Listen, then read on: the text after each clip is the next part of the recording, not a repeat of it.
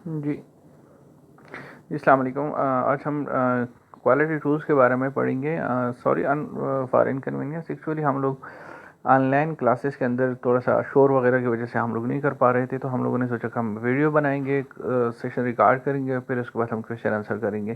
सो आज हम quality tools के बारे में पढ़ेंगे। क्वालिटी टूल्स बेसिकली 7 तरह के टूल्स है, और इनको जो बुनियादी तौर पे क्यूसी टूल बोला जाता है। क्यूसी टूल्स का मतलब है कि क्वालिटी कंट्रोल टूल। ऑलरेडी मैंने बताया था कि क्यूसी जो है वो आफ्टर द इवेंट अप्रोच है, यानी कोई चीज़ ख़राब होती है फिर आप इसको सही करने लगते हैं, जबकि इसके मुकाबले में क्यूए जो होता है वो क्वालिटी एश्योरेंस होता है कि आप पहले से चीज़ों को इस तरह से डिज़ाइन कर लेते, प्रोसेस को इस तरह से डिज़ाइन कर लेते कि कोई इशू ना आए। सो यहाँ पे जब हम बात करें कि क्यूसी टूल, इसका मतलब है कि कोई प्रॉब्लम आ रही है, उसी प्रॉब्लम को हम सॉल्व करने के लिए ये टूल्स इस्तेमाल करें। ये बुनियादी तौर पे हमारे पास 7 तरह के टूल्स हैं, हम इसको पढ़ेंगे करके। लेकिन उससे पहले डेमिंग चेन के बारे में हम लोगों ने पढ़ा था कि डेमिंग चेन के अंदर हम कहते हैं कि जी क्वालिटी को इम्प्रूव करो तो उससे हमारी कास्ट जो होती है कम हो जाती है, क्योंकि हमारी रिजेक्शन रिवर्क की कास्ट कम हो जाती है, प्रोडक्टिविटी उससे इम्प्रूव हो जाती है। तो जब प्रोडक्टिविटी इंप्रूव बढ़ जाती है, इकानमी जब स्केल का जाता है, आप जितनी ज़्यादा प्रोडक्शन करते होते हैं आपकी कास्ट कम होती है, तो प्राइसेस आप कम कर लेते हैं। फिर उसके बाद आपका मार्केट शेयर बढ़ जाता है, आप बिजनेस में इन रहते हैं, और इस तरह से आप लोगों को ज़्यादा से ज़्यादा जॉब्स देते हैं, और आखिर में आपको रिटर्न ऑन इन्वेस्टमेंट आपको मिल जाती है। अच्छा, 7 तरह के हमारे पास क्यों सी टूल्स है, एक एक करके हम पढ़ेंगे। काज एंड इफेक्ट डायग्राम है, फ्लो चार्ट्स है, चेक शीट है, हिस्टोग्राम है, परीटो है, कंट्रोल चार्ट्स और स्केटर डायग्राम्स। हर एक का अपना अपना एक फ़ायदा है, हर मुख्तलिफ जगहों पे इसको इस्तेमाल किया जाता है, तो हम वन बाई वन मूव करेंगे। जी, 7 क्यू सी टूल्स ट्रेनिंग यहाँ पे एक ओवरव्यू सा दिया गया है, इसको हम देखते हैं आगे जाके। इसको प्रॉब्लम सॉल्विंग टूल भी कहा जाता है, क्योंकि ये क्या करता है कि ये बुनियादी तौर पे प्रॉब्लम को सॉल्व करता है हमारे लिए। अच्छा, इसमें अगर आप देखें तो बड़ा ज़बरदस्त किस्म का तरीकाकार भी बताया गया है। सबसे पहले अगर आप लेफ्ट साइड पे देखें तो number 1, describe the problem, problem को डिस्क्राइब करें। प्रॉब्लम को डिस्क्राइब करने का कई तरीका होता है, ठीक है। इसमें आपने क्वान्टिफाइबल, मेजरेबल आप उसमें लेके आने की कोशिश करेंगे। ज़ुबानी ज़ुबानी कोई चीज़ नहीं होगी, आप इसको देखेंगे हमारे पास प्रॉब्लम है क्या, प्रॉब्लम को डिफ़ाइन करना होगा, तो आप इसको मेजरेबल क्वान्टिफाइबल फॉर्म में लाएंगे। फिर उसके बाद पोटेंशियल काजेज़ निकालेंगे कि क्या पोटेंशियल काजेज़ हो सकते हैं। पोटेंशियल काजेज़ के लिए यूजुअली हमारे पास ये चेक शीट, अपना चेक शीट से ज़्यादा तो हमारे पास एफएमई वगैरह इस्तेमाल होगी, क्योंकि this is not basically QC tools, तो हम सिर्फ काज एंड इफेक्ट पे बात करेंगे। फिर उसके बाद डेटा कलेक्शन करें और देखें कि क्या ट्रेंड है, कि क्या इश्यूज है, कौन से प्रॉब्लम सबसे हमें उनको हम लोगों ने, उसके लिए हम ज़ाहिर है परेटो चार्ट एनालिसिस यूज़ करेंगे। फिर कंपेयर काजेस कर ले, का कोरिलेशन या कंट्राडिक्शन मैट्रिक्स इसको इस्तेमाल किया जाता है कि इसके साथ क्या मतलब है कि कौन सा काज जो है एक दूसरे के साथ कंपेयर करके पता चले कि किस वजह से आ रहा होता है। फिर उसके बाद ये हम collect additional data to identify root causes, उसमें हम अपना देखते हैं कि जी जैसे कंट्रोल चार्ट बोला जाता है कि ट्रेंड क्या चल रहा है, ऊपर जा रहा है, नीचे जा रहा है, और आखिर में जो है करेक्टिव एक्शंस हम लोग सजेस्ट करें। करेक्टिव एक्शंस के लिए भी टूल हम यूज़ करेंगे, बुनियादी तौर पर 5Y वाला टूल ज़्यादातर इस्तेमाल होता है, जिससे आपको पता चल जाता है कि आपकी प्रॉब्लम कहाँ पे मौजूद है और उसको किस तरह से। और आखिर में जो है वैलिडेट करना होता है, validate, implement and standardise solution. Validate में जो फोर्थ में आपका जो कंट्रोल लिमिट से ऊपर जा रहा होता है, इसमें आप लोग देखेंगे कंट्रोल लिमिट्स के अंदर वो आ जाए। असल में सबसे पहले हम देखते हैं कि जी प्रॉब्लम होती क्या चीज़ है। प्रॉब्लम को डिफाइन करना होता है, एक आपकी एक आइडियल सिचुएशन होती है, और फिर उसके बाद करंट सिचुएशन होती है। जो इसके दरमियान जो गैप होता है उसको प्रॉब्लम बोला जाता है। मिसाल के तौर पर आप जो है अपनी प्रोडक्शन डेली की, आप अपनी 700 टन की प्रोडक्शन करना चाहते हैं, लेकिन आपकी प्रोडक्शन अभी इस वक्त आ रही है 400 टन। इसका मतलब है कि 300 टन का गैप है, ये आपके लिए एक प्रॉब्लम है। ये प्रॉब्लम किस वजह से, इसको आप हल करते हैं, ठीक है। तो आपके आइडियल सिचुएशन और आपके उसमें जो गैप होता है करंट सिचुएशन में, इसको प्रॉब्लम बोला जाता है। अब मिसाल के तौर पर यहाँ पे मेरे जो 300 टन की प्रोडक्टिविटी थी, और मेरे पास 200 टन की आ रही है, 100 का गैप आ रहा है। तो ये 100 का गैप क्यों आ रहा है, जो एक आइडियल सिचुएशन, जो आइडियल टारगेट था मेरा 300, और अभी करंट सिचुएशन 200, जो 100 का गैप टन का आ रहा है, इसको मैंने देखना है कि इसको मैं किस तरह से इम्प्रूव करूँगा। ये मेरे लिए एक प्रॉब्लम है। हो मुख्तलिफ लोग, मैं शादीशुदा हूँ, शादीशुदा लोगों की ज़िंदगी में ये बहुत बड़ी प्रॉब्लम होती है, और कुंवारों की ज़िंदगी में प्रॉब्लम होती है, इसी के लिए लगे होते हैं। और जो शादीशुदा होते हैं, ज़ाहिर है तो ये प्रॉब्लम हमारे पास आता है। रूट काज एनालिसिस हम सबसे पहले पढ़ेंगे। रूट काज एनालिसिस को फिशबोन डायग्राम भी बोला जाता है, 4M1E मेथड भी बोला जाता है, रूट काज एनालिसिस भी बोला जाता है, और काज एंड इफेक्ट डायग्राम भी बोला जाता है। अच्छा, इसको 4M एंड 1E पे हम ज़्यादा फोकस करेंगे। अगर आप देखें लेफ़्ट साइड पे, बॉटम लेफ़्ट पे, तो आपको नज़र आएगा कि 4M में से एक मशीन नज़र आ रही है, आपको मेन नज़र आ रहा है, फिर मटेरियल, मेथड और एक जो है एनवायरनमेंट आ रहा होता है, ठीक है। इस टूल के मुताबिक शुरू शुरू में ये कॉन्सेप्ट था, तो खैर फ्लेक्सिबिलिटी आ गई, काफ़ी चेंजेस आ गई। शुरू शुरू में इस टूल के मुताबिक कोई भी प्रॉब्लम हो, उसकी पीछे या तो मशीन की वजह हो सकती है, या मेन की वजह से हो सकती है, या फिर मटेरियल की वजह हो सकती है, या फिर मेथड, या फिर इन्वायरमेंट। इन 5 चीज़ों की वजह से कोई भी प्रॉब्लम आ रही होती, तो आप देखें कि इन 5 में से कौन सी चीज़ जो है इसको इसकी वजह से प्रॉब्लम आ रही है। इन अदर वर्ड्स कि किसी भी प्रॉब्लम के पीछे या तो मशीन का हाथ हो सकता है, या मेन का हाथ हो सकता है, या मेथड का हाथ हो सकता है, या मटेरियल का हाथ हो सकता है, या एनवायरनमेंट का हो सकता है, ठीक है। इसको फिश बोन डायग्राम भी बोला जाता है। फिश बोन डायग्राम इस वजह से बोला जाता है कि ये देखें आप, इसके जो स्ट्रक्चर बना हुआ है, ये बिल्कुल फिश का जो स्ट्रक्चर होता है उसी तरह से बना हुआ है। जी देखिए, अगर हमारे पास ये प्रॉब्लम है तो हम देखते हैं कि मेन है, हमारे पास मेथड है, यहाँ पे थोड़ा सा चेंजेस आ गई है, मेजरमेंट्स को ला रहे हैं। मेजरमेंट्स को भी आप वो कर सकते हैं, मशीन को भी कर सकते हैं, मुख्तलिफ़ तरह की वो चीज़ें आप इसके अंदर ऐड हो गई, लेकिन बुनियादी तौर पर ये man, method, machine and material है। अगर हम देखें कि कस्टमर ऑर्डर डिले हुआ है, हमारे पास लीड टाइम फॉर एग्जांपल अगर 7 दिन था, तो वो हमारे पास ऑर्डर लेट डिलीवर हो गए, तो उसकी बुनियादी वजह क्या हो सकती है, ठीक है। इस बारे में हम पढ़ते हैं। ये एक हमारे पास प्रॉब्लम है, इसका रूट काज एनालिसिस करते हैं। अगर हम मेन की तरफ देखें तो हम देखते हैं कि जी हो सकता है कि एम्प्लॉय का टर्नओवर रेट ज़्यादा हो। एम्प्लॉय का टर्नओवर रेट ज़्यादा होने की वजह से आपकी जो प्रोडक्टिविटी है वो इफेक्ट हो गई।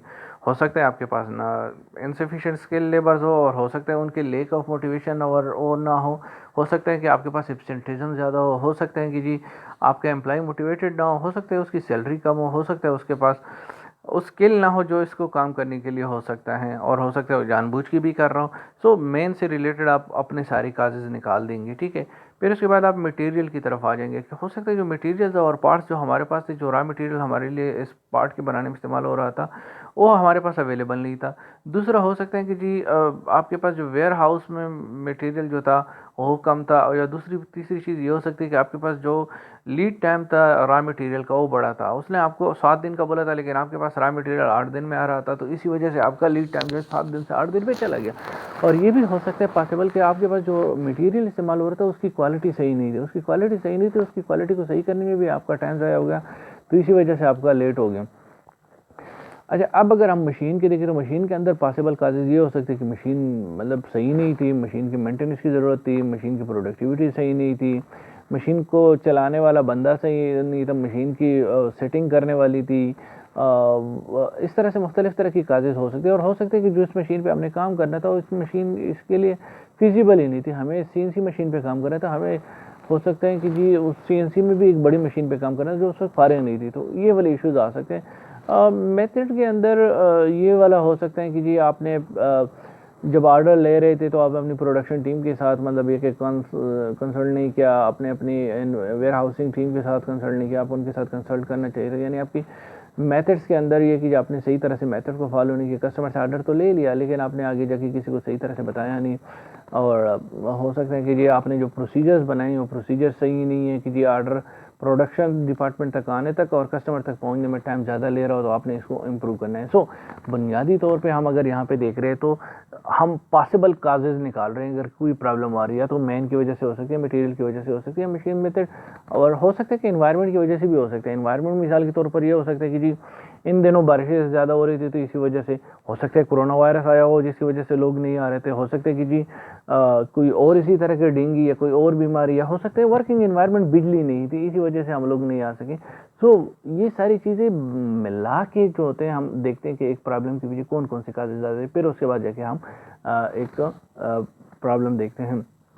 अब अगर इसी तरह से कल हम लोगों ने बात की थी, सलीम ने का कंटेंट की बात की थी, थोड़ा सा हम उसको कर लेते कि लेट फॉर वर्क, कि एक आदमी लेट क्यों आता है काम के लिए। हो सकता है कि जी उसके बच्चे, उसको बच्चों को तैयार करना होता है, हो सकता है वो मोटिवेटेड ना हो। जब बंदा मोटिवेटेड ना हो तो सही तरह से टाइम पे नहीं आता। हो सकता है टायर्ड हो, सारी रात स्टडी की है, अब सुबह टाइम पे नहीं आ सकता। हो सकता है कि रात देर तक ऑफिस में बैठा रहा, नहीं आ सका टाइम पे। हो सकता है लेज़ी हो, मतलब हैबिचुअल हो। इसी तरह से अगर हम मेथड के अंदर देखें तो अलार्म क्लॉक नहीं लगाता, क्लॉक उसको लगाना चाहिए। वॉकिंग टाइम है और थोड़ा सा लेट हो गया था, जो रूट इस्तेमाल किया वो रूट सही नहीं था, डिस्टेंस टू वर्क काफ़ी दूर से आता है, इसी वजह से भी शायद इशू हो।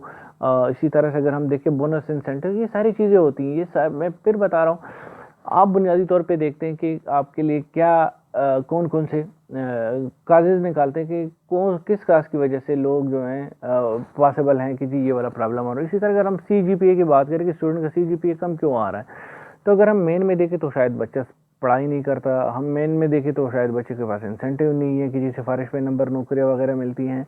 हो सकता है कि टीचर सही तरह से ना पढ़ा रहे हो। ठीक है, अगर हम मेथड की बात करें तो हम ये देखिए जी ऑनलाइन क्लासेस हो रही है, वजह की सीधी अपना आप वहाँ पे रियल एनवायरनमेंट के अंदर ये क्लासेस होनी चाहिए।